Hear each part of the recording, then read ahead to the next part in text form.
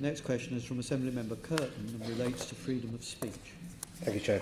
I can confirm that a man was arrested outside Southgate Station on the 23rd of February as a result of a complaint made by a member of the public. He was later released without charge. It's been widely reported that Mr. El-Hassani was arrested and subsequently de-arrested and released by the police at a different location some distance from the place of arrest. Following the police's handling of this matter, a complaint has been received and this is now being reviewed by the Borough's Professional Standards Unit. I expect the police to take this matter seriously and can write to members once an update on this investigation has been received. As there is a complaint that has been investigated, it would be inappropriate for me to comment on the specific case. I will say this, Chair. It's always been clear that freedom of speech is critical and must be protected, but also the police must be able to investigate when allegations are made of a criminal offence. Police officers have to strike a difficult balance on this issue on a regular basis and in complex circumstances such as police and protests and public order incidents. The Commissioner and Met Police officers appreciate these sensitivities and take these duties seriously. The Commissioner and I both believe that the law should be applied equally to all Londoners, irrespective of their background and beliefs, and without fear or favour. As part of this, our police officers are rightly expected to always uphold the high standards.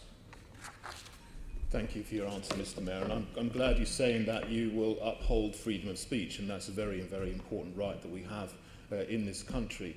There were some things which I and many other people found very disturbing about the arrest of Mr. El-Hassani. And first of all, his Bible was taken away from him and he was accused of being racist. You say you can't comment on that specific case, but is there guidance to the police in dealing with street preachers or Christian street preachers like Mr. El-Hassani so that this kind of thing won't happen again? I want to be very careful not to talk about this because there's an ongoing complaint, but I'm a firm advocate of freedom of expression, freedom of speech. It's enshrined in the Human Rights Act. Article 10 is quite clear about this. You look at the Universal Declaration of Human Rights, that is also quite clear about this. And there are balances to be struck, and I appreciate the police have got an incredible difficult job when it comes to policing protests and banners being held up, or a situation where a complaint's been made from a member of the public, and often they make split-second decisions. It's not for me to second-guess that decision taken in the heat of the moment at that difficult time. And the considerations they've got in relation to public order offences or breach of the peace. And so, you know, all I can say to the Assembly Chair is I understand the importance of upholding this really important freedom. It's also a common law freedom, by the way, not simply a statute freedom. And in this particular case, once I've got an update, I'm happy to write to not just the Assembly member, but others, if others have an interest, to give them the outcome and stuff. But I understand why this question has been raised. I can understand the concerns. Thank you, Mr. Mayor. I would appreciate you writing to me, but there is another thing that maybe you can answer in a general term, is that, and this is in the public domain, that originally there was a statement put out that he was walked 200 metres and then de-arrested, but the statement was then later changed, and the police are now saying that he was driven some miles away and then left a long way away from the scene where he was arrested, and then de-arrested, so he hadn't done anything wrong. Is that something that you think is acceptable, or is that something that you think shouldn't be happening? Well, Chair, again, I've got to be very careful because I've been asked to comment on the case about which has been made a complaint. In general terms, the police often will remove somebody who may be causing a breach of the peace away from the area to prevent a breach of the peace. I'm talking in general terms. And the police may do that to avoid having to make an arrest and a charge and a prosecution. It just takes heat out of the situation.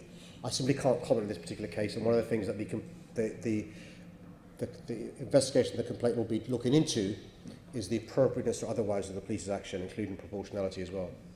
Okay. Going back to the issue of freedom of speech, I mean, there have been street preachers from many different religions in the city for many, many years, centuries even, particularly Christian street preachers. Now there's a worry, a fear among people that the freedom of speech that you speak about is being undermined. I mean, would you be able to say that Christian street preachers are able, they have the freedom of speech to read from any part of the Bible in the city without fear of being arrested? One of the great things living in a democracy is this ability to debate and discuss and have discussion, sometimes an argument. That's one of the joys of living in London, and we should protect that. And it's a special thing we've got. The challenge the police have is sometimes that can go into behaviour that can lead to public order concerns or a breach of the peace. And it's a very difficult balance they've got to strike. And you know, there's not an unlimited right to freedom of expression or free speech. There are limitations, and there's a balancing to be done. But I'm quite clear in my own views. We should go as far as we can to uphold that really important and sacred principle, and that includes discourse about religion. It's a great thing about our city. You can have these healthy debates, and it doesn't come to blows or leads to animus, but it's a healthy debate. And one of the great things about our city, by the way, is the response from the Christian community to what happened in Christchurch. That solidarity shown by the Archbishop of Canterbury, by the Bishop of London, by the Christian communities and the Jewish communities and the Hindu communities and the Sikh communities to the Muslim communities is one of the reasons we should be proud to be Londoners. And that's why I don't want to end that sort of debate that takes place and curtail that healthy debate. Discourse between religions about religious ideas is specifically protected in the Public Order Act. But I think specifically what Christians would like to know after this incident, and also in any guidance that might come out, is specifically, are they allowed to speak or read out any part of the Bible in London without fear of being arrested?